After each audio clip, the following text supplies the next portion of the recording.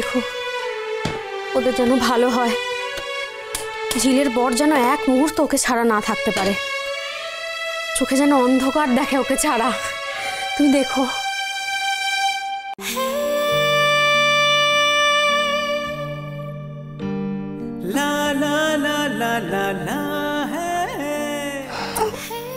আরে কি হলো, উঠছো কেন? শুয়ে পড়ো।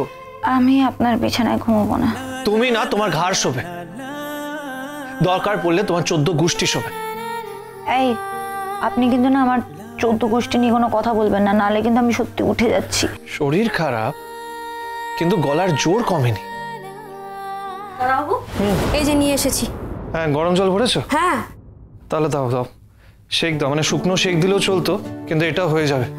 ঠিকভাবে দাও, হাতে সব জায়গায় একটু ভালোভাবে দিয়ে দাও। আচ্ছা দেখি পাগুলো দিই।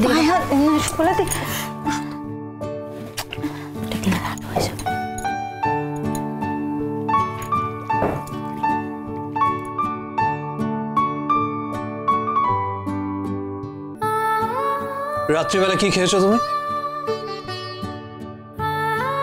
কি হলো, চুপ করে আছো কেন?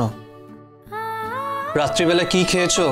একটা রুটি আর একটুখানি তরকারি, না মাছ না ডিম না কিছু।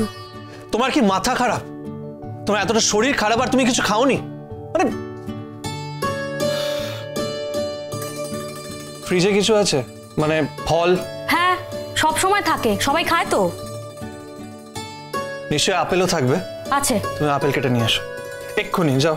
যাচ্ছি, এক্ষুনি যাচ্ছি। শোনো না, এটা থাকুক।